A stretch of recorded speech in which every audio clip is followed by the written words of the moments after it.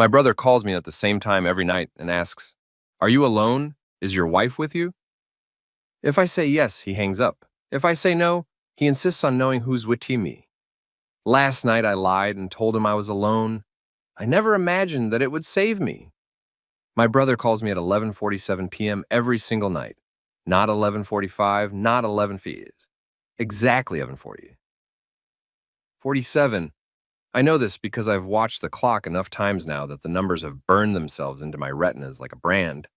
Sometimes I'm brushing my teeth, sometimes I'm already in bed, staring at the ceiling, counting the ways my life has become smaller than I ever imagined it could be.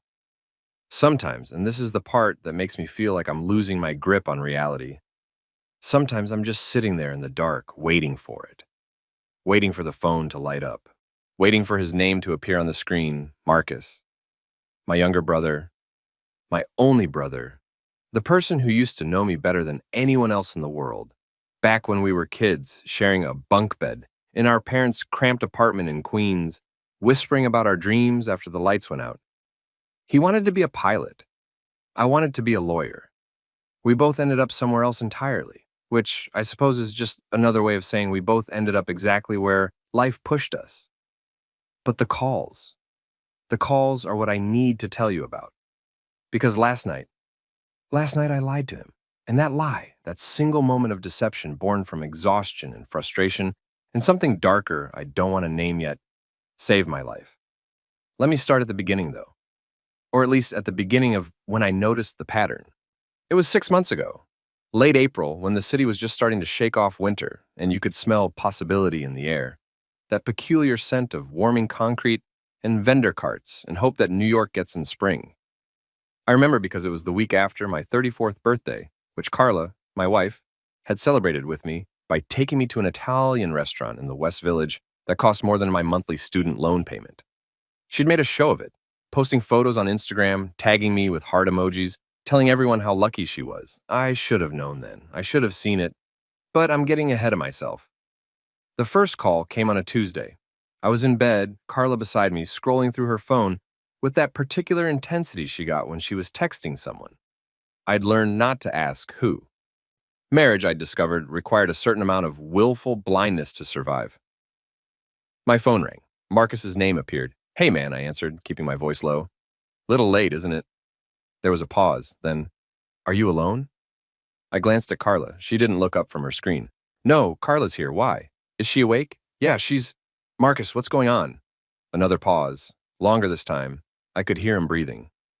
"Nothing," he said finally. "Sorry, wrong number." And he hung up. I stared at my phone, confused. Wrong number? He'd called me. He'd said my name. Or had he? I replayed the conversation in my head, but Carla was talking now, asking me something about picking up dry cleaning, and the moment slipped away like water through my fingers. The next night, same time, 47 p.m., exactly. "Are you alone? Is your wife with you?" This time I was in the bathroom. Carla was still in bed. I'm in the bathroom. Carla's in the bedroom. "Marcus, seriously, what?" Click. He'd hung up again.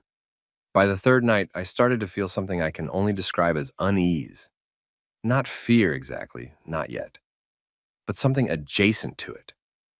Something that made my skin feel too tight and my thoughts move in circles I couldn't quite complete. Night 4. "Are you alone?" "No." Click. Night 5. Are you alone?" "Yes." I wasn't. Carla was in the shower. "Are you sure? Is your wife there?" "She's in the shower." "Marcus, what the hell is—" Click. You see the pattern now, don't you? You see what— I was too close to see, too tired to understand. He needed to know if I was alone, really alone, and he needed to know specifically about Carla. Not just if someone else was there, if she was there. I started tracking the calls in a note on my phone. I don't know why. Some instinct I'd long thought dead, some residual spark from my childhood dreams of being a lawyer, of solving puzzles and finding truth, or maybe just the desperate need to make sense of something in a life that had stopped making sense years ago. By week 3, I had 21 entries. April 23rd, 11:47 p.m. Asked if alone. Said no, Carla, in bed. Hung up. April 24th, 11:07 p.m. Asked if alone. Said yes, lying. Asked if wife there. Said she was in kitchen. Hung up. April 25th, 11:40 p.m. Asked if alone. Said no. Hung up immediately, and on, and on, and on. I tried calling him during the day. His phone went straight to voicemail. A generic message, nothing personal. I tried texting, no response. I even drove to his apartment in Astoria one Saturday afternoon, but the super told me he hadn't seen Marcus in weeks, months maybe. Paid his rent through some automatic system. Kept to himself. Always was a quiet one, your brother, the super said, eyeing me with something that might have been pity. But he pays on time, can't complain about that. I wanted to grab the man by his stained undershirt and shake him. Wanted to scream. My brother calls me every single night at exactly 7 p.m. and asks me if I'm alone and then hangs up on me. Does that sound normal to you? Does that sound like something a quiet person does? But I didn't. Because I'm not that person. I've never been that person. I'm the one who keeps his head down, who swallows his anger, who lets things happen to him and then pretends he chose them. I'm the one who married a woman I was already starting to suspect that didn't love me, because the alternative was admitting that I'd wasted 3 years of my life on someone who saw me as a placeholder. I'm the one who took a job processing insurance claims in a windowless office in Midtown because it had benefits and a pension, even though it made me want to drive my car into the East River every single morning on my commute. I'm the one who let his dreams die quietly, without protest, without rage. So no, I didn't shake the super. I thanked him politely and drove home to the 2-bedroom apartment in Forest Hills that Carla and I could barely afford. And I sat on the couch while she got ready to go out with her friends. And I wondered, not for the first time, how my life had become so small. That night at 11:47 p.m., my phone rang. Are you alone? I was. Carla had gone out hours ago, some new bar in Williamsburg she'd been excited about. I'd declined to join her. I always declined. She always looked relieved when I did. Yes, I said. Marcus, please, you need to tell me Who are you with? I'm not with anyone. I'm alone. Carla went out. Silence, but he didn't hang up. For the first time in weeks, he didn't hang up immediately. Where did she go? His voice was different, tighter, almost urgent. Some bar. I don't know. Williamsburg? Marcus? What bar? The Foundry, I think, or maybe. Don't go there. Don't go looking for her. Stay home. My heart was hammering now. What are you talking about? What's going on? Just stay home. Lock your door. And Jake? He never called me Jake anymore. Always man or bro or nothing at all. The sound of my actual name in his mouth made something cold slide down my spine. What? When she comes home tonight, pay attention. Click. Carla came home at 2:47 a.m. I know because I was awake, sitting in the dark living room, watching the door, waiting. I'd locked it like Marcus told me to, though I couldn't have explained why I was following the instructions of someone who'd been acting like a paranoid stranger for weeks. I heard her key in the lock. Heard her curse softly when she encountered the deadbolt, which we normally never used. Heard her fumble with it, then push the door open. She was drunk. Not falling down drunk, but loose-limbed, laughing at something on her phone. She didn't see me at first, sitting there in the dark like some kind of ghost of our marriage. Jesus Christ, Jake. She jumped when she finally noticed me, one hand flying to her chest. You scared the shit out of me. What are you doing sitting in the dark like a psycho? Couldn't sleep. My voice sounded strange to my own ears. Flat. Observational. She rolled her eyes, already moving past me toward the bedroom. Whatever, I'm exhausted. But I was watching her now. Really watching her. The way Marcus had told me to. And I saw it. The slight puffiness around her lips, like she'd been kissing someone. The faint smell of cologne that definitely wasn't mine. Something expensive, cedar and citrus, the kind of scent that costs more than my weekly salary. The way her shirt was buttoned wrong, just one button off, but enough that you'd notice if you were paying attention. I'd never been paying attention. How was the bar? I asked. She was already halfway down the hallway. Fine, loud, crowded, the usual. Who'd you go with again? A pause, barely perceptible. Then, Sarah and Jen, you know that. I did know that. She'd told me. But something in the pause made my skin prickle. They have fun? Yeah. Look, I'm really tired. Can we do the interrogation tomorrow? She disappeared into the bedroom. I heard the shower start running a minute later. She always showered after coming home from bars, said she felt grimy. I'd never questioned it before. I sat there in the dark for another hour, listening to the water run, then stop. Listening to her move around the bedroom, listening to the silence that had become the dominant sound of our marriage. My phone lit up. A text from Marcus. Did you watch? I stared at the message for a long time before I replied, yes. 3 dots appeared immediately. Then, keep watching. Every night. Don't tell her. Marcus, what the hell is going on? 11:47 tomorrow. Make sure you're alone, and then nothing. No matter how many times I texted, no response came. I started watching. God help me, I started really watching. The next morning, Carla slept until 11. She never slept that late. When she finally emerged, she was cheerful in a way that felt performed. Made me French toast even though she knew I didn't like French toast, I'd told her 100 times. And chattered about maybe taking a weekend trip upstate, just the two of us. Wouldn't that be nice? It would have been nice. 6 months ago, a year ago, it would have been the thing I wanted most in the world. But now it felt like a diversion. Like stage dressing meant to distract me from the set falling apart behind the curtain. Sure, and I said, that sounds good. Her smile was relieved. Too relieved. I went to work. Processed claims. Denied coverage for a woman with stage 4 cancer because her policy had lapsed by 30 days. 30 days. And I did it with the same dead efficiency I did everything these days. My supervisor complimented me on my productivity. I came home. Carla was there cooking dinner, wearing the dress I'd bought her for Valentine's Day. She never wore that dress. Said it wasn't her style. Thought we could have a nice dinner, she said. Just us. What's the occasion? A flicker of something crossed her face. Irritation? Fear? It was gone before I could name it. Does there need to be an occasion for me to want to spend time with my husband? The word husband sounded wrong in her mouth, like a costume she was wearing, like a role she was playing. We ate. She talked about her day, lunch with her mother, some problem with her car that needed fixing, a funny video she'd seen online. I made appropriate noises, nodded, smiled when I was supposed to smile, and I watched. The way she kept checking her phone, face down on the table, the way she tensed every time it buzzed, the way she excused herself to the bathroom 3 times during dinner, each time taking her phone with her. At 11:45 p.m., she was in bed beside me, scrolling through Instagram, or pretending to scroll through Instagram. Her thumb wasn't actually moving. At 11:47, my phone rang. She tensed. I felt it. The way her body went rigid beside me, like she was bracing for something. It's Marcus, I said like I had to explain like it wasn't obvious. Answer it then. Her voice was too casual, too studied. I got up, walked to the bathroom, closed the door. Are you alone? Yes. Is your wife with you? I looked at the closed door, thought about Carla on the other side, listening or pretending not to listen.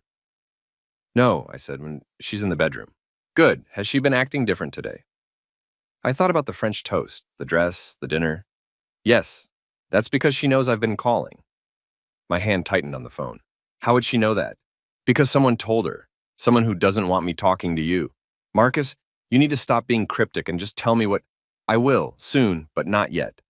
Not until I know you're safe. Safe from what? From her. The word hung in the air like smoke, like poison. You think Carla is... what? Trying to hurt me? I think Carla is trying to use you. I think she's been using you. And I think when she's done using you, something very bad is going to happen. My laugh was sharp, panicked. That's insane. She's my wife. Does she love you, Jake? The question hit me like a physical blow. Because I'd asked myself that question 1,000 times in the dark hours of our marriage. Asked it every time she pulled away from my touch. Every time she looked at me with that particular expression I'd learned to recognize as barely concealed contempt. Every time she sighed like my existence was exhausting. Yes, I said, but the word felt like a lie. And when's the last time she said it without you saying it first? I couldn't remember. When's the last time she touched you like she wanted to? I couldn't remember. When's the last time she asked you about your day, your dreams, your feelings? When's the last time she looked at you like you mattered? Stop, I whispered. I can't stop. Because in 3 weeks, on June 10th, something is going to happen. And if you're not ready for it, if you don't see it coming, you're going to lose everything. What happens on June 10th? Just keep watching. Keep noting everything. And Jake, what? Whatever you do, Don't let her know that you're watching. Don't let her know that you suspect anything. Act normal. Act like the man she thinks you are, the man she thinks she can use." He hung up. I stood in the bathroom and staring at my reflection in the mirror. I looked old, not just older, old. There were lines around my eyes I didn't remember being there, gray in my hair at the temples, something defeated in the set of my shoulders. When had that happened? When had I become this person? I opened the door. Carla was exactly where I'd left her, phone in hand, but now she was watching me, really watching me. "Everything okay?" she asked. "Yeah, Marcus was just being Marcus." "What does that mean?" I shrugged, climbing back into bed. "Weird, cryptic. You know how he can be." "I don't actually. I barely know your brother." It was true. In 3 years of marriage, 2 years of dating before that, Marcus and Carla had met maybe 10 times. Marcus had never liked her. I'd chalked it up to overprotectiveness, the way younger siblings sometimes resent anyone who might take their place. Now I wondered if he'd seen something I'd missed. "He's always been strange," I said, which was also true. Marcus had always been the odd one, the kid who asked too many questions, who saw patterns where others saw chaos. Our parents had worried about him, took him to therapists when he was 12, after he became convinced that our neighbor was poisoning his dog. The dog was fine. The neighbor was fine. Marcus was labeled paranoid, given medication he refused to take, and eventually everyone just learned to accept that he was different. But the neighbor moved away 6 months later, and his next dog died mysteriously. Marcus had never said, "I told you so." He'd just looked at me with those two knowing eyes and said, "People don't believe you until it's too late." "You should tell him to stop calling so late," Carla said, turning off her phone and settling down into the pillows. "It's disruptive." "Yeah, I will." But we both knew I wouldn't. She fell asleep quickly, or pretended to. I lay awake in the dark, listening to her breathe, and started making a mental inventory of all the things I'd chosen not to see. I started documenting everything. Not just the phone calls, everything. Every time Carla left the apartment, I noted it. Every time she came home smelling like that cologne. Every time she smiled at her phone and angled it away when I got close. Every time she showered immediately after returning from errands or the gym or coffee with friends. I created a spreadsheet. I know how that sounds. Obsessive, paranoid, exactly the kind of thing Marcus would do. But I needed to see it laid out. Needed to find the pattern. Column A, date. Column B, time. She left, column C. Time she returned, column D. Stated reason for leaving, column E. Observable details, anomalies. May 8th, left 7 p.m., returned 11:30 p.m. Dinner with Jen. New perfume, shower immediately upon return. Anomaly, Jen posted Instagram story at 9 p.m. showing her at home with her husband. May 10th, left 2 p.m., returned 6 p.m. Shopping. No shopping bags. Phone died, asked to use mine to call an Uber, but I saw her texting someone named D, anomaly. She came back with a new bracelet she said was from her mother, but her mother has been dead for 4 years.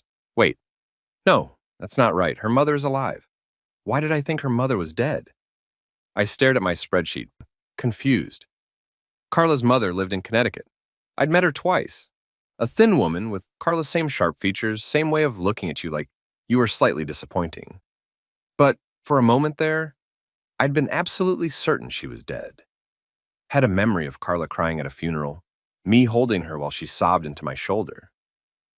Except that never happened. I closed my laptop, hands shaking. At 11:40 p.m., Marcus called. "Are you alone?" "Yes, she's asleep." "Marcus, I think I'm losing my mind." "You're not. That's what she wants you to think. That's part of it." "Part of what?" "How long have you been married?" 3 years. "How did you meet?" I had to think about it. Had to really dig for the memory. "A coffee shop. She spilled coffee on me. We laughed about it." Started talking. "Are you sure?" "What do you mean, am I sure?" "Of course I'm sure." "Tell me the name of the coffee shop." Blank. My mind was completely blank. I I don't remember. It was years ago. "Tell me what she was wearing." "Marcus." "Tell me." "Blue dress? Or maybe, was it black?" I don't. "Tell me one thing she said to you, one specific thing from that first conversation." I couldn't. God help me. couldn't remember a single word. Jake, listen to me very carefully. I need you to go back through your phone, your emails, your photos, look for gaps, look for things that don't add up. And tomorrow, I need you to do something for me. What? I need you to call your bank. Ask them for a complete record of all account activity for the past 3 years. Every transaction, every transfer, everything. Why would I? Just do it. Trust me. And Jake? Yeah? Don't tell Carla. Don't tell anyone. If she asks what you're doing, lie. You're good at lying now. You've been practicing. He hung up before I could ask what he meant by that. I spent the next hour going through my phone. And Marcus was right. There were gaps. Weird gaps. I had photos of Carla and me from our wedding. Professional shots, beautiful and perfect. But I only had 3 photos from the actual wedding day on my phone. 3. In an era where everyone takes hundreds of photos, I had 3. I had no photos from our honeymoon, not one. But I had a vague memory of Cancun, or was it Costa Rica? We'd gone somewhere tropical, I was almost certain. But there were no photos, no boarding passes saved in my email, no hotel confirmation. I had texts from Carla, but they were strange, mundane. Picking up milk, running late, don't wait up. Nothing personal, nothing intimate, nothing you couldn't show a stranger.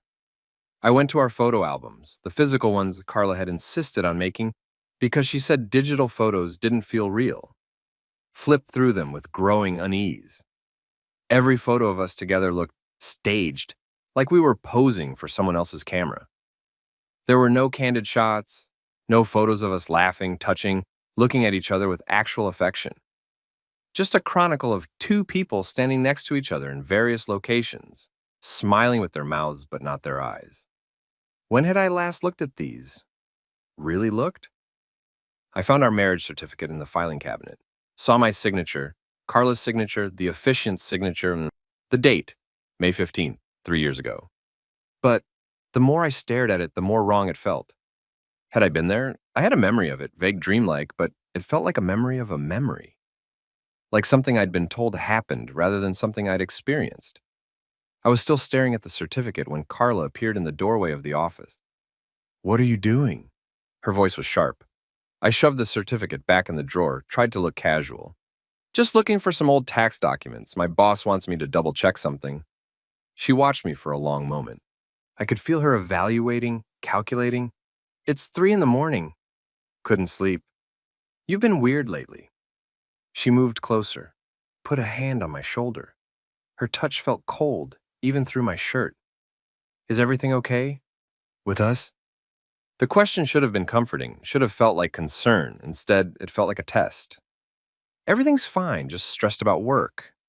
Maybe you should talk to someone, a therapist. I think you might be depressed." "I'm not depressed. You're acting paranoid, erratic. That's a symptom." I looked up at her. In the dim light of the office, her face looked different, harder, like I was seeing the truth underneath the mask she usually wore. I said I'm fine. She stared at me for another beat, then smiled. It didn't reach her eyes. "Okay, come to bed soon?" "Yeah, soon." She left. I waited until I heard the bedroom door close before I opened my laptop and started searching. I searched for my own name, plus marriage. Found the public record. May 15th, 3 years ago, just like the certificate said. I searched for Carla's name, found her social media, Instagram, Facebook, all public. Scrolled back 3 years, found photo after photo of us together, proof of our relationship. Except when I looked closer, something was off. The photos were time-stamped, geotagged, captioned with hearts and inside jokes. But I didn't remember any of them being taken. Not one. There we were at the Statue of Liberty. I'd never been to the Statue of Liberty. There we were at a Yankees game. I didn't like baseball. There we were at someone's wedding, me in a suit I didn't own, Carla in a dress I'd never seen. I zoomed in on my face in the photos. The smile was right. The posture was right, but something in the eyes was wrong, something vacant. I opened a new tab and typed, "Signs of gaslighting."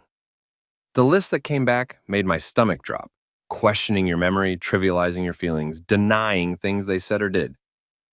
Using what is near and dear to you as ammunition, making you question your reality. I read through symptoms I'd been experiencing for months, years maybe. The constant feeling that I was forgetting things, the sense that my own memories couldn't be trusted. The way Carla would tell me I'd agreed to things I had no recollection of agreeing to. I opened my bank account, and that's when I saw it. Transfers, hundreds of them, small amounts. $50 here, 100 there, moving from our joint checking account to an account I didn't recognize. The transfers had started 2 years ago and had been happening almost weekly since then. $47,000 gone. I checked the savings account. Another $60,000 withdrawn in larger chunks over the past year. All the money from my parents' inheritance. All the money I'd been saving to finally quit my soul-crushing job and maybe try to do something that didn't make me want to die. Gone. My hands were shaking so hard I could barely type. I called the bank's after-hours line, was transferred 4 times before I got someone who could help. I need to know about these transfers, I said, reading off the account number the money had been going to. Who owns this account? I'm sorry, sir, but I can't provide information about accounts you're not authorized on. It's my money. It came from my account. I understand, but the receiving account is private. You'd need to speak with the account holder directly or get a court order. Can you at least tell me the name on the account? A pause. I really shouldn't. Please. I think my wife is stealing from me. Another pause. Longer, then quietly. The account is under the name Derek Morrison. The world tilted. Are you sure? Yes, sir. Is there anything else I can help you with? I hung up without answering. Derek Morrison. The person she'd been texting. I pulled up Facebook, searched the name, found him immediately, because of course I did, because the universe was done with subtlety, done with giving me the benefit of the doubt. Derek Morrison, 36, lived in Manhattan, worked in finance, some high-level position, at an investment firm that probably meant he made in a month what I made in a year. And there, in his photos from 8 months ago, Carla, her head on his shoulder at a restaurant I couldn't afford, her laughing at something he'd said, her wearing the bracelet she'd claimed was from her dead mother who wasn't actually dead. I scrolled through more photos, found them at a gala, a beach, a ski resort, all places I'd never been, never could afford to go. The photos were still public. He hadn't bothered to hide them. Why would he? I was just the husband, just the mark, just the fool paying the bills while his wife built a life with someone else using my inheritance. I think I might have laughed, or cried, or both. I don't really remember. What I remember is calling Marcus. He answered on the first ring even though it was 3:47 a.m., not 11:07 p.m. You found it, he said. Not a question. How long have you known? 6 months, maybe longer. I've been trying to figure out how to tell you. How to make you see without breaking you. I'm already broken, Marcus. No, you're not. You're angry. There's a difference. How did you know? He sighed. I saw her 4 months ago. I was in Manhattan for a meeting, and I saw her going into a hotel with some guy. I followed them, watched them check in together. They weren't hiding it, Jake. They were acting like a couple. Why didn't you tell me? Would you have believed me? You wouldn't even return my calls during the day. You were so deep in whatever she'd done to you, what she'd done to me. Think about it. Really think. When did you start feeling confused? When did you start doubting your own memory? When did you start accepting things that 6 years ago you would have questioned? I thought back, tried to pinpoint when my life had started feeling like a dream I was having rather than a reality I was living. About 2 years ago, after we got married, right, about the time the transfers started, about the time Derek Morrison enters her social media. Jake, I think she's been drugging you. The words were so absurd, so melodramatic, that I almost laughed. That's insane. Is it? When's the last time you felt clear-headed? When's the last time you woke up feeling rested instead of groggy? When's the last time you could concentrate on anything for more than 10 minutes? I couldn't remember. She makes your coffee every morning, right? Brings it to you in bed. Says it's because she loves you, because she wants to take care of you. She did, every single morning, and I thought it was sweet. What's she giving me? I don't know. Something subtle. Something that wouldn't show up on a standard drug test. Enough to keep you compliant, foggy, easy to manipulate. She's been gaslighting you, Jake, making you doubt yourself so thoroughly that you can't trust your own thoughts. And while you've been swimming through this fog she's created, she's been stealing from you, building a life with someone else, probably planning to leave you with nothing. Why not just divorce me? Because this way she gets everything, the money, the sympathy, maybe even life insurance if she can figure out how to make you have an accident that looks natural. You can't be serious. June 10th, Jake. 3 weeks from now. Check your calendar. Check what's scheduled. I pulled up my calendar with numb fingers. June 10, annual work retreat. Hudson Valley. I've been going to this retreat for 3 years. 2 days of team building exercises and motivational speakers at some rustic lodge upstate. I always drove myself because Carla had a thing about me being gone overnight. Said she couldn't sleep without me there, which I'd found touching until this exact moment when I realized it was probably just about control. What about it? Cancel it. Call in sick. Whatever you have to do not go on that trip. Marcus, I'm working on something. I have a friend, a private investigator. He's been helping me dig into Carla's background, into Derek. There's something bigger here, something I'm still trying to understand, but I need more time, and I need you to stay safe until I have all the pieces. What kind of pieces? The kind that prove what she's been doing, the kind that will hold up in court, the kind that will make sure she doesn't get away with this. I was quiet for a long time, processing, trying to make my drugged, gaslighted brain accept what I was hearing. How do I live with her knowing all this? I finally asked. How do I look at her and pretend everything's normal? The way you've been doing for months. You're already good at pretending, Jake. She made you that way. Now use it against her. After we hung up, I sat in the dark office for another hour. Then I did something I hadn't done in years. I made a plan. The next morning, I dumped the coffee Carla brought me down the bathroom sink while the shower was running to mask the sound. Within an hour, my head felt clearer than it had in months, like someone had removed a layer of gauze from my brain. I looked at Carla at breakfast and saw her differently. Saw the calculation in every gesture, the way she watched me drink the orange juice she'd poured, which I also didn't drink, dumping it in the sink when she wasn't looking. The way her smile tightened when I said I felt great, really energized, thinking about going for a run. A run, she repeated. You never run. I used to, remember? Before we met, I ran every morning. Had I?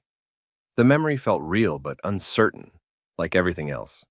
That was years ago. You're out of shape. You should start slower. Maybe just a walk. I think I can handle a run, Carla. Something flickered across her face. Annoyance? Worry? I just don't want you to hurt yourself. I'll be fine. I went to the bedroom, changed into old running clothes I found shoved in the back of my drawer, and left before she could object further. I didn't actually run. I walked to a coffee shop 3 blocks away and bought a coffee with my own money, made by someone who wasn't trying to drug me. Drank it slowly, feeling my mind sharpen with each sip. Feeling angry. Feeling for the first time in years actually present in my own life. I pulled out my phone and started making calls. First, to a lawyer. Explained the situation, the money, the affair, the suspicions about drugging. The lawyer was skeptical, but agreed to see me the next day. Second, to Marcus. Told him about the coffee, about how clear my head felt. Good, he said. Keep it up. But Jake, be careful. If she realizes you're not taking whatever she's giving you, she might escalate. Get more desperate. And desperate people do unpredictable things. What else do I need to do? Start gathering evidence. Anything you can find. Financial records, texts, emails. Photos of the coffee she makes you. Actually, don't drink it, but save it. We can get it tested. Document everything. I already am. Good. I'm getting closer on my end. The PI found something interesting. Derek Morrison filed for bankruptcy 2 years ago. Lost everything in a bad investment. Right around the time the transfers from your account started. The implications settled over me like cold water. So she's not just having an affair, she's funding his life. Funding their life with your money. And Jake, Derek's married. Wife, 2 kids, lives in Greenwich. He's keeping Carla a secret just like she's keeping him a secret from you. Jesus, there's more. The PI found records of hotel rooms, always booked by Derek, always charged to a credit card that traces back to a business account. Some consulting LLC that doesn't seem to actually do any consulting. Guess who's listed as the business partner? Carla. Bingo. They set up a shell company. The money from your account gets transferred to Derek's personal account, then moved to the LLC, then used to fund their lifestyle. Hotels, restaurants, trips. It's money laundering, basically. They're using you as their personal ATM. I felt sick. Why not just leave me? Why this elaborate? Because leaving you means splitting assets. Divorce means lawyers and paperwork and everything coming out in the open. This way, they take everything while you're too foggy to notice. And once your money's gone, once you're bled dry, I'm guessing the plan is to get rid of you in a way that looks like an accident or suicide. The work retreat, that's my guess. Isolated location. You'd be driving alone through mountain roads. One accident, one tragedy, and Carla becomes a grieving widow. Gets the life insurance, gets whatever's left, gets sympathy instead of suspicion. I can't believe this is real. I can't believe my life has become some kind of noir film. Yeah, well, believe it. Because it's happening, and you need to decide right now if you're going to be a victim or a survivor. I watched a mother push a stroller past the coffee shop window, watched her laugh at something the baby did, watched her live a normal life while mine crumbled into something unrecognizable. What do I need to do? Marcus's voice was steady, solid. The voice of the little brother who'd once promised to always have my back, who I'd dismissed as paranoid, who'd been trying to save me all along. You need to become an actor, the best actor of your life. You need to make Carla believe everything is normal until we have enough evidence to destroy her. Can you do that? I thought about the past 3 years.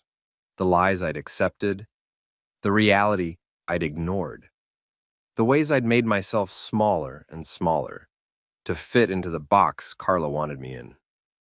Yeah, I said, I can do that. And so I became someone else.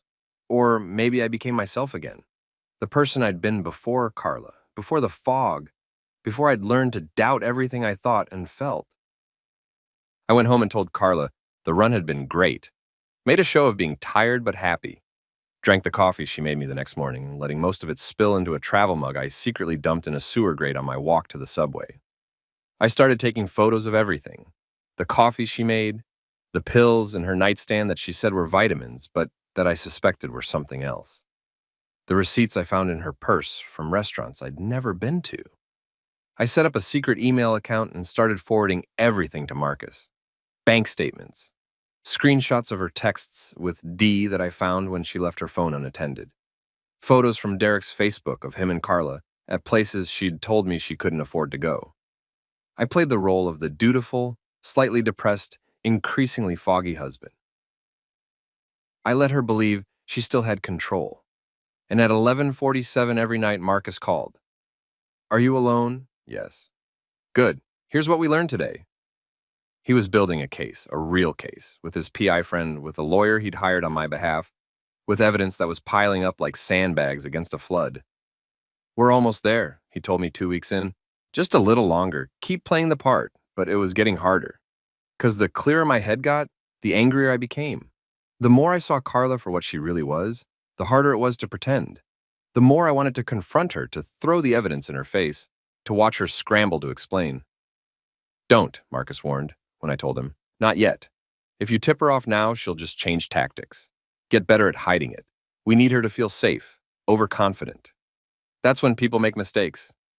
So I waited, watched, played my part. And on June 8th, 2 days before the work retreat, 2 days before whatever Carla and Derek had planned for me, Marcus called at 11:47 p.m. and said, We got her. Everything we need. Financial records, text messages, the PI got video of them together. We have proof of the affair, proof of the theft, and we found the drug. What is it? Lorazepam. Benzodiazepine. Small doses, not enough to be obvious, but enough to cause memory problems, confusion, compliance. She's been grinding it into your morning coffee for 2 years. How did you... The PI bribed her dealer. Turns out Carla's been getting it illegally, no prescription. She told the dealer it was for anxiety. But the amounts she was buying, way more than anyone would need for personal use. I was shaking. So what now? Now you don't go on that retreat. You call in sick. And tomorrow you meet with the lawyer. We file for divorce with a full accounting of the financial abuse. We go to the police with evidence of the drugging. We make sure she faces consequences for what she's done. And Derek, his wife deserves to know the truth. We've prepared a package for her too. Photos, evidence, everything. She can decide what to do with it. I should have felt relieved, vindicated. Instead, I felt hollow. Like the past 3 years of my life had been a lie so complete that I didn't know what was true anymore. Thank you, I said, for not giving up on me, for seeing what I couldn't see. You're my brother.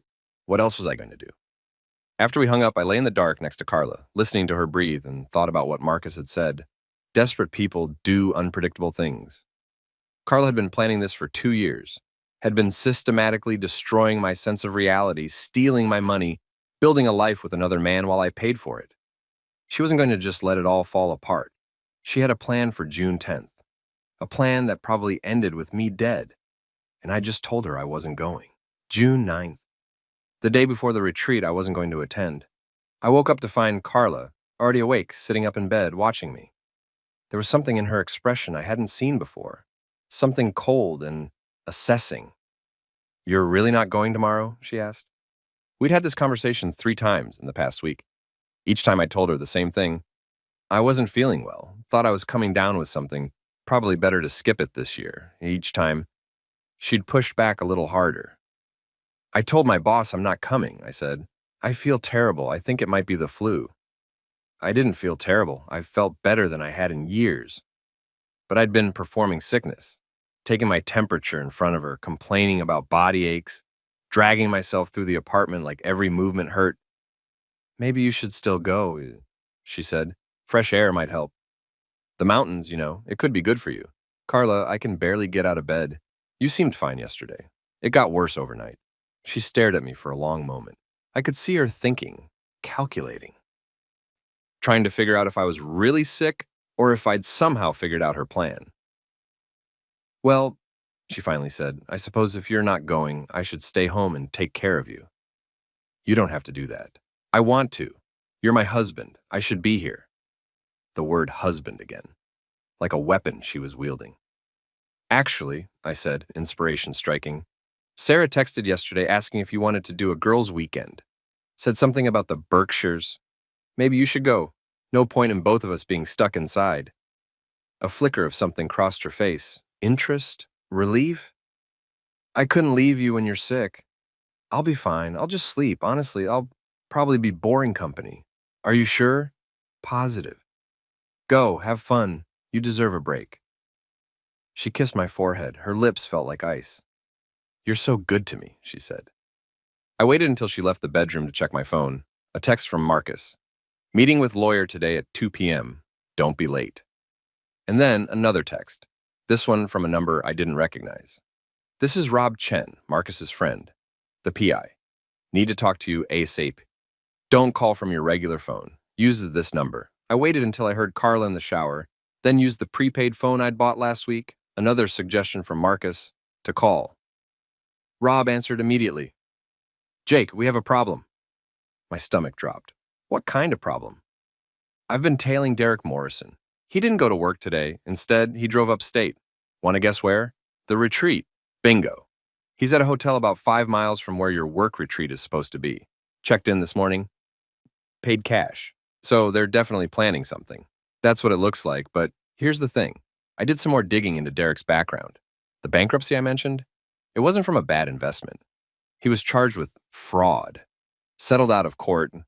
And it's sure, but there were allegations of identity theft, financial manipulation, blackmail. This guy is not just a cheater. He's a professional con artist.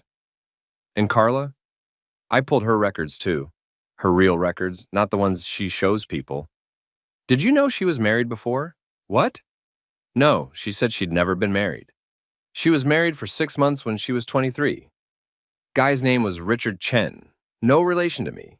He died in a car accident 3 months after the wedding. Single car crash, went off a mountain road, just like what I'm guessing they have planned for you. Carla was supposed to be with him, but canceled at the last minute. Said she was sick. The room was spinning. There was an investigation, Rob continued. Insurance companies suspected the foul play, but they couldn't prove anything. Carla inherited everything, about 200 grand, which she went through in less than a year. Oh, God. Yeah. Then 6 years later, she tried the same thing with another guy, accountant named James Porter. They weren't married, but they'd been together for 3 years, lived together, joint accounts, the whole thing. He died in a boating accident. Carla wasn't with him. Said she had a migraine. Again, there was an investigation. Again, nothing stuck.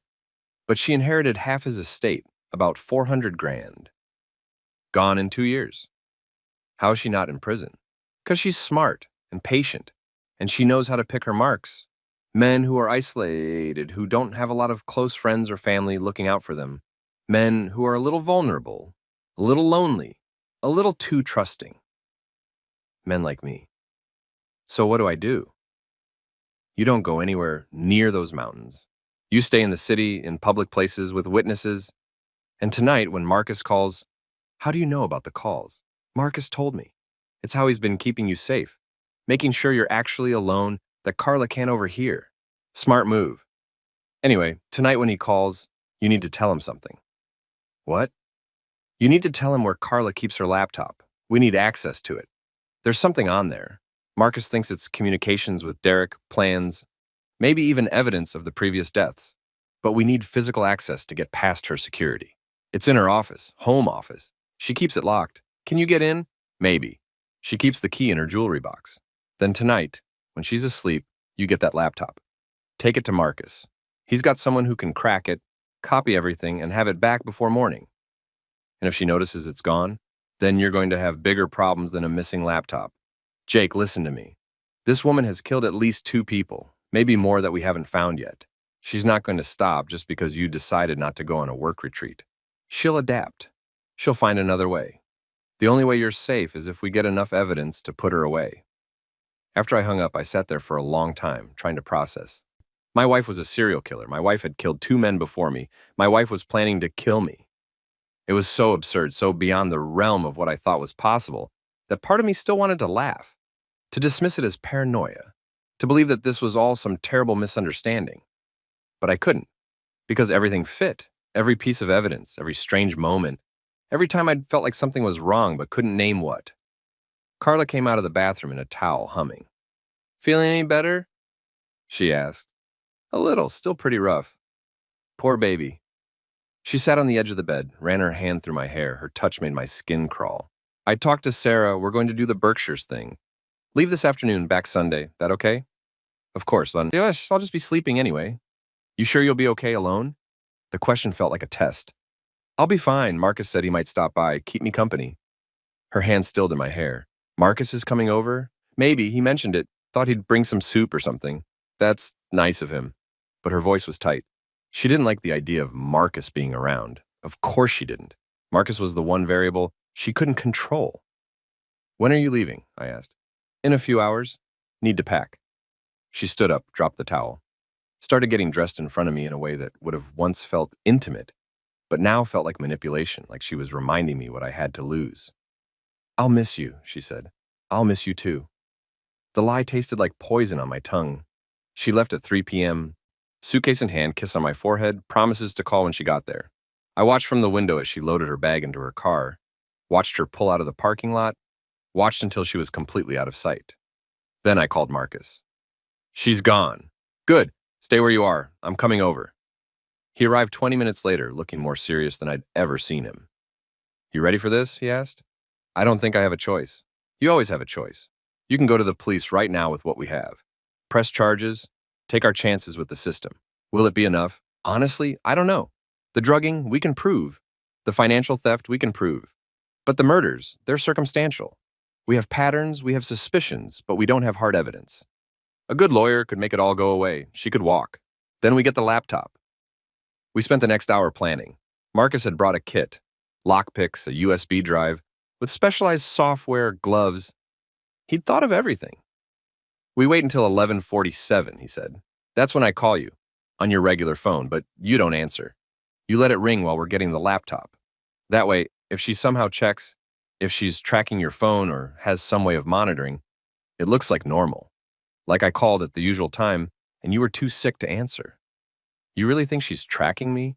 I think she's capable of anything, and I think underestimating her is what got her first 2 husbands killed." The word husbands made me want to throw up. We waited, ordered food, tried to act normal, even though nothing about this was normal. At 11:47 p.m., my phone rang. Marcus's name on the screen. I let it ring while we moved silently to Carla's office. The key was exactly where I said it would be. The office door opened without a sound, and there, on her desk, was her laptop. Marcus plugged in his USB drive while I stood guard at the door, heart hammering so hard I thought it might break through my chest. "This is going to take a few minutes," Marcus whispered. The software has to copy everything without leaving traces. I nodded, watching the hallway, half expecting Carla to materialize out of the shadows. Jake, Marcus said after a minute, you need to see this. I moved to stand behind him. On the screen was an email chain between Carla and Derek. From Carla, May 20th. He's getting suspicious, asking questions about the money. We need to move the timeline up. From Derek, May 20th. Can't move it up. Retreat is the perfect setup. Isolated, long drive, easy to stage, we stick to the plan. From Carla, May 22nd. What if he doesn't go? What if he gets sick or cancels? From Derek, May 22nd. Then we improvise, but he'll go. You'll make sure of it. You're good at that. From Carla, June 5th. He's canceling. Says he's sick. Thinks he has the flu. I pushed, but he's not budging. From Derek, June 5. Problem. Need to talk. Call me. From Carla, June 7. New plan. I'm going away this weekend. Told him I'm going to the Berkshires with friends. You're going to break in. Make it look like a robbery gone wrong. I'll make sure I have an alibi. We'll split the life insurance 50-50 like we planned. From Derek, June 7th. What about the brother? He's been calling every night. What if he shows up? From Carla, June 8th. I'll handle Marcus. One way or another, he's not going to be a problem. I felt like I'd been punched in the stomach. She knows, I whispered. She knows about the calls. Looks like it, which means she's coming back tonight. She's not in the Berkshires. She's probably parked somewhere nearby, waiting. Marcus was already unplugging his USB drive. We need to go, now. What about the laptop? Leave it. We got what we need. We need to get out of here before... The sound of a car pulling into the parking lot cut him off. We both froze. Is there a back way out? Marcus whispered. Fire escape. Bedroom window. We ran. I grabbed the emergency bag I'd packed, Marcus's idea, documents and cash and a change of clothes, and we went out the bedroom window onto the fire escape. From there, we could see Carla's car in the parking lot. But she wasn't alone. There was someone else in the passenger seat. Derek. They sat there for a moment, talking. I could see Carla gesturing, Derek nodding. Then they both got out of the car. Derek was carrying something. In the glow of the streetlight, I could see what it looked like. A gun. Go! Marcus hissed. Move! We climbed down the fire escape as quietly as we could. Hit the ground. Ran for Marcus's car parked 2 blocks away. We were half a block away when I heard the sound of my apartment door opening. Faster, Marcus said. We made it to his car. He started the engine just as I heard Carla scream my name. Jake, where are you? Marcus pulled out onto the street. In the rearview mirror, I could see Carla and Derek running toward us. Call the police, Marcus said. Now. I pulled out my phone with shaking hands. 911, what's your emergency? My name is Jake Anderson. I'm at the corner of... I looked at the street sign, told the operator where we were. My wife and her boyfriend just broke into my apartment with a gun. They're trying to kill me. Sir, are you safe now? I'm in a car. We're driving, but they were in my apartment. You need to send someone there. There's evidence. Her laptop. It has emails, plans to murder me. Sir, I need you to stay calm. Can you give me your address? I rattled it off, gave them every detail I could. Told them about the gun, about Derek, about Carla chasing us. Officers are on their way to your address. Are you going somewhere safe? I looked at Marcus. He nodded. Yes, I'm going to the police station. I'm coming to you. We drove through the night, checking constantly to make sure we weren't being followed. Marcus called Rob, told him what happened. Rob said he'd meet us at the station, bring all the evidence we'd gathered. At 1:30 a.m., we pulled into the parking lot of the police station. At 1:45 a.m., I was sitting in an interview room, telling my story to a detective who looked skeptical until Rob arrived with a file folder 3 inches thick. At 3:00 a.m., they issued a warrant for Carla and Derek's arrest. At 4:30 a.m., they found them trying to board a flight to Mexico out of Newark. At 6:00 a.m., as the sun was rising over the city, I was sitting in another interview room, this time with a victim's advocate and a lawyer Marcus had hired for me, and I was giving a formal statement. I told them everything: the drugging, the money, the emails, the previous husbands, the plan to kill me. And at 11:47 a.m., not p.m., but a.m., 12 hours off from Marcus's usual call time, my phone rang. The detective nodded that I could answer. It was Carla.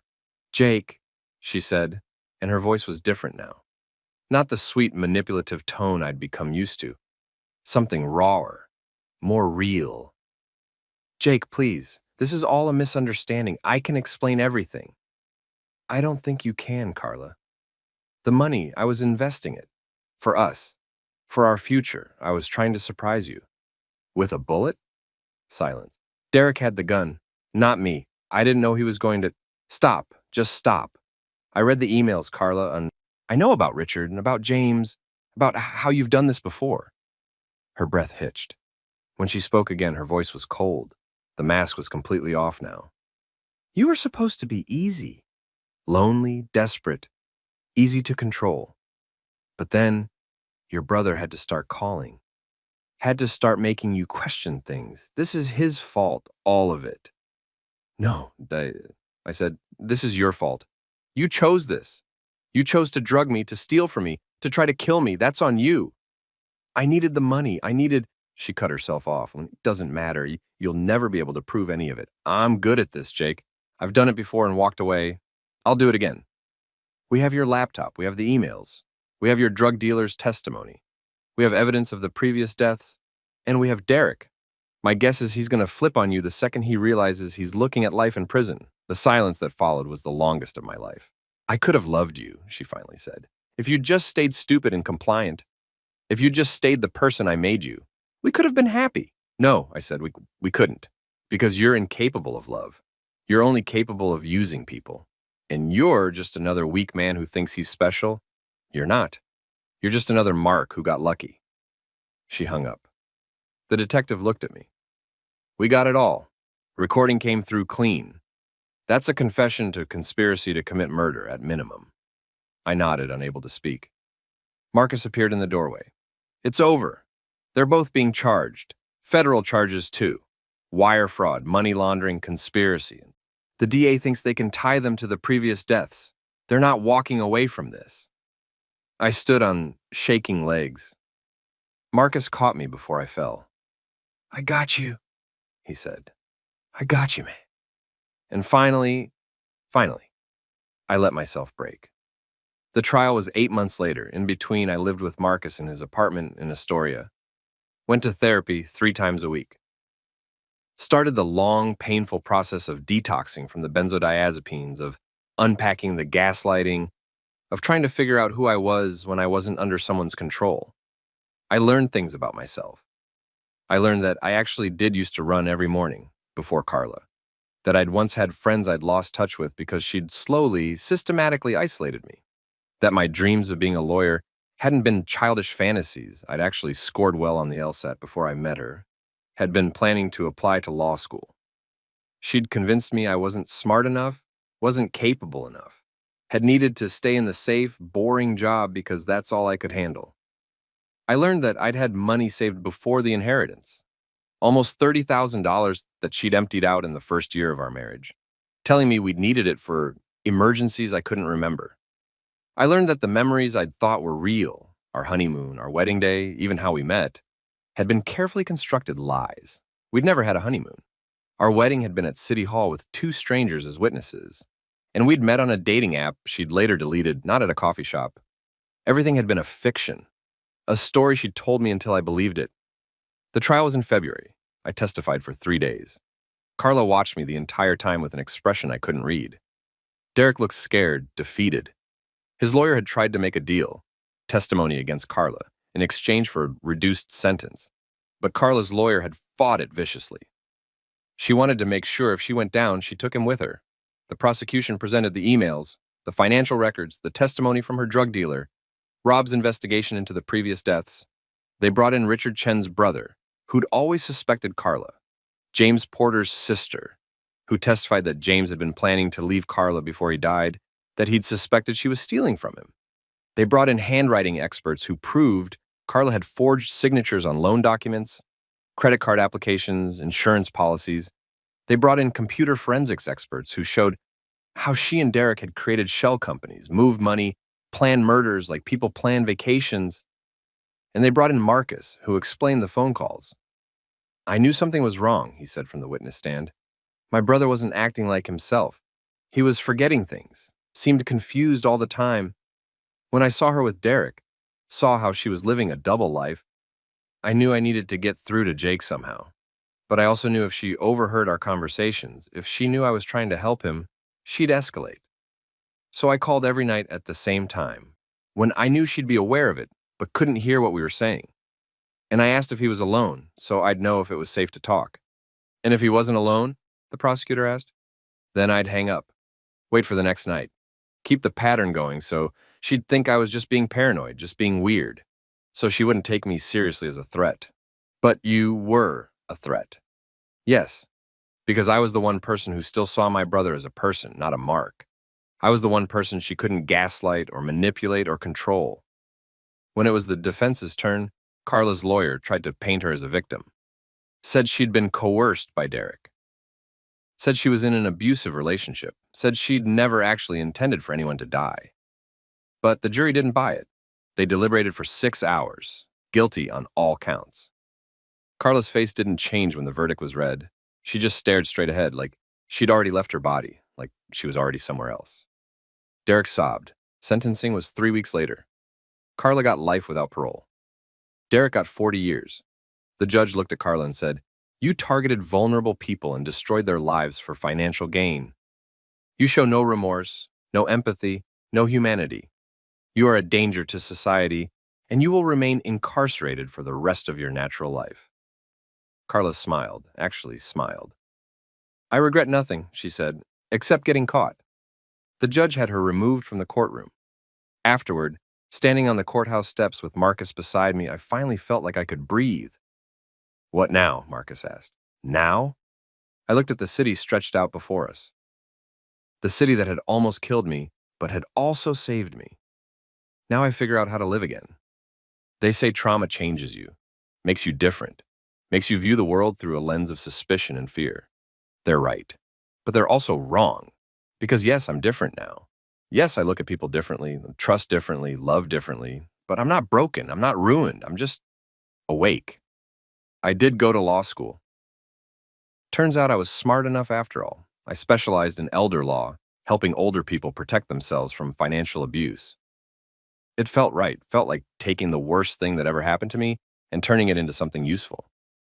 Marcus and I talk every day now. Not at 11:47 p.m. We retired that tradition, but we talk, really talk. About everything and nothing, about our lives, our dreams, our fears, about how he almost lost me, about how he refused to give up. "Why didn't you?" I asked him once, a year after the trial. "Why did you keep calling when I wasn't answering? When I was clearly not interested in whatever you were trying to tell me?" He was quiet for a long time. Then, "Because you're my brother. Because I remember who you were before her. And I knew that person was still in there somewhere, even if he couldn't see himself anymore. Someone had to remember for you until you could remember for yourself." I cried when he said that, not sad tears, grateful ones. I dated again eventually, but carefully, slowly, with eyes wide open. Her name was Lauren. She was a librarian. She had her own trauma, her own story of surviving something terrible. We understood each other in a way that felt safe, real. On our third date, she asked me about the scar on my wrist, from the IV I'd needed during detox, when the benzodiazepine withdrawal had gotten bad. I told her the truth, all of it. The drugging, the gaslighting, the attempted murder. I figured if it scared her off, better to know now. She listened to the whole story. Then she said, "My ex-husband tried to kill me too. Carbon monoxide poisoning made it look like a faulty furnace. I only survived because my mom showed up unexpectedly." We stared at each other across the table in the little Italian restaurant.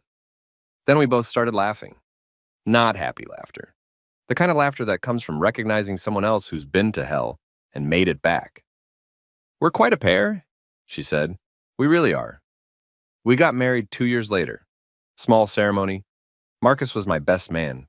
Lauren's mom cried the whole time. Before the ceremony, Marcus pulled me aside. "Oh, you good?" he asked. "Yeah," I said, and I meant it. "I'm good. No doubts, no fear. Some fear.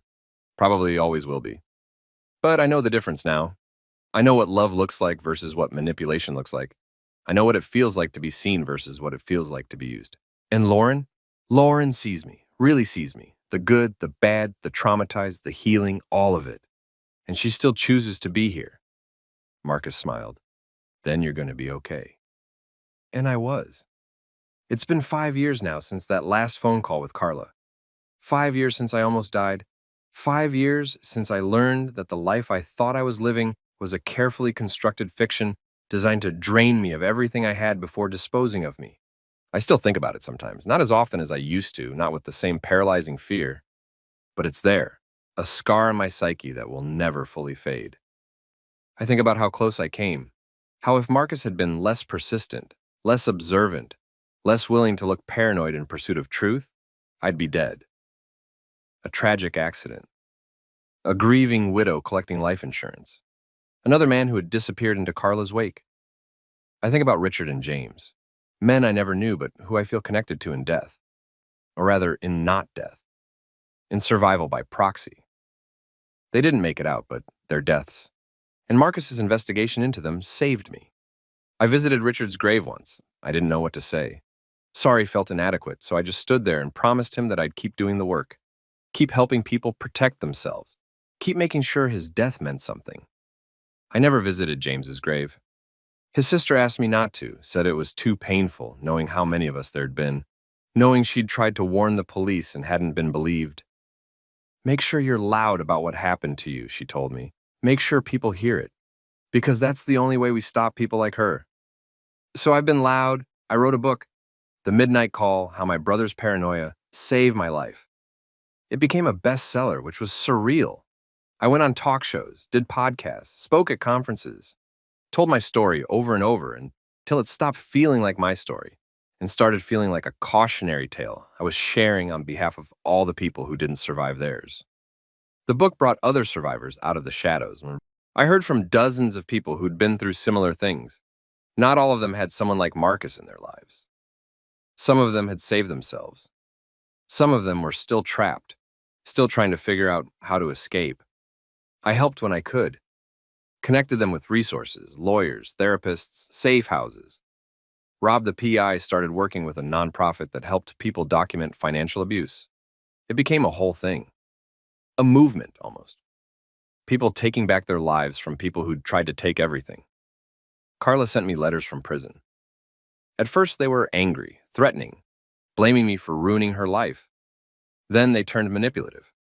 Sorry, regretful, claiming she'd changed, that she'd found God, that she understood what she'd done wrong. Then they turned desperate, begging me to speak on her behalf at parole hearings, promising she'd never hurt anyone again if I'd just help her.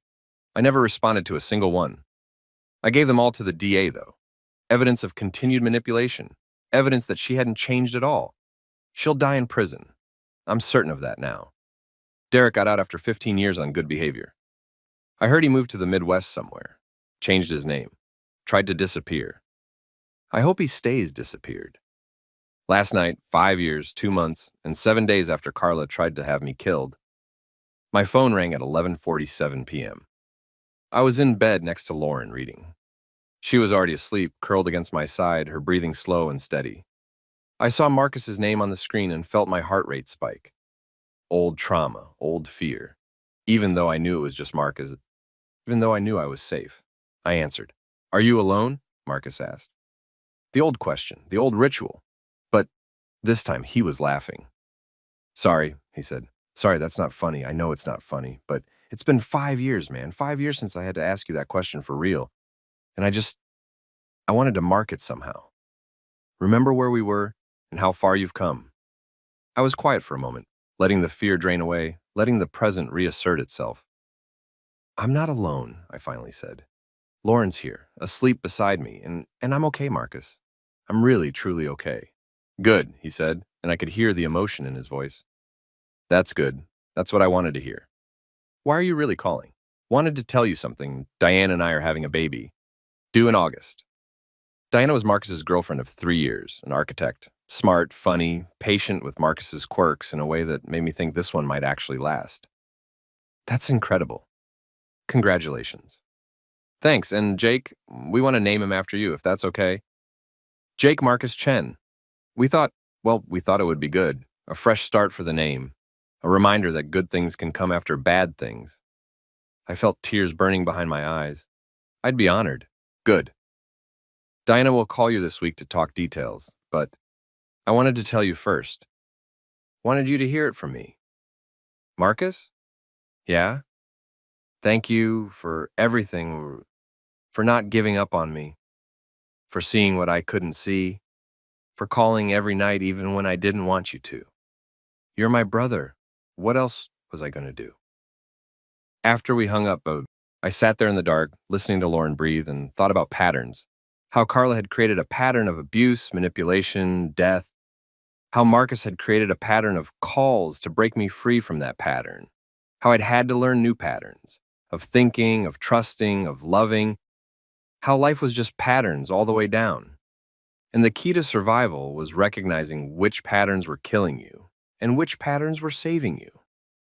Lauren stirred beside me. Everything okay? She mumbled, half asleep. Yeah, I said, pulling her closer. Everything's perfect.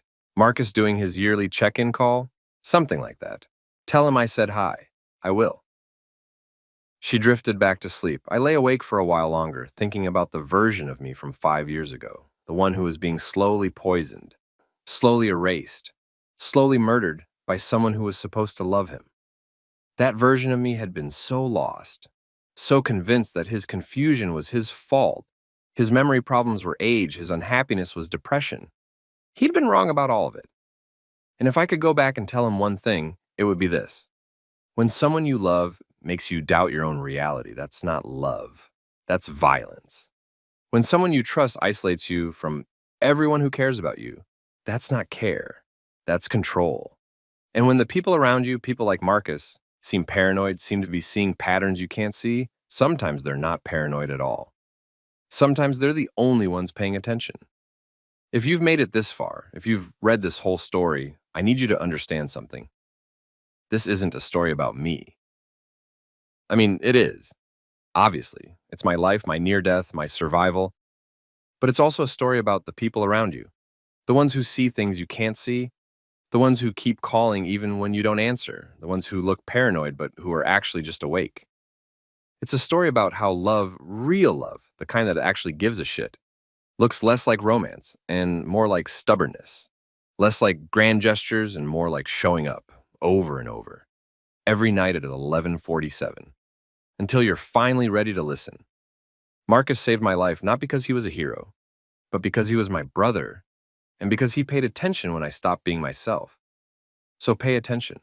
If someone you care about starts forgetting things, acting confused, seems depressed or anxious in ways they never were before, if they're isolating themselves, if they're being controlled by a partner in ways that don't sit right with you, pay attention. Don't assume you're being paranoid. Don't assume you're overreacting. Don't assume that person would tell you if something was wrong. Because here's the thing about abuse, about manipulation, about being slowly poisoned, the victim is usually the last person to see it. Their reality has been so thoroughly warped that they can't trust their own perceptions anymore. They need someone outside that warped reality to hold up a mirror, to say, this isn't normal, this isn't okay, this isn't what love looks like. Be that person. Make that call. Ask that question. And if the person you're worried about says they're fine, says everything's okay, says you're being ridiculous, keep calling anyway. Because one day, maybe months from now, maybe years, they might answer. They might be ready to hear what you've been trying to tell them. They might finally be able to see what you've been seeing all along. And on that day, your stubbornness might be the thing that saves their life. It's 11:47 p.m. right now as I write this. In a minute, my phone will ring. Not because Marcus actually needs to check on me anymore. Not because I'm in danger. Not because there's a pattern we need to maintain for survival, but because some patterns are worth keeping. Some rituals mean something beyond their original purpose. Every night at 11:47, Marcus calls. And every night I answer. Sometimes we talk for an hour, sometimes just for a minute. Sometimes we don't even really say anything, just sit there in comfortable silence. Two brothers who went through hell and came out the other side. And maybe that's the real lesson here. Not just about recognizing abuse, not just about paying attention, not just about being stubborn enough to save someone even when they don't want to be saved, but about connection, about showing up, about creating new patterns to replace the ones that almost destroyed you. My phone is ringing now. I answer. Are you alone? Marcus asks, and we both laugh. No, I say, I'm not. I'm really, truly not. And that right there is the happy ending I never expected to get.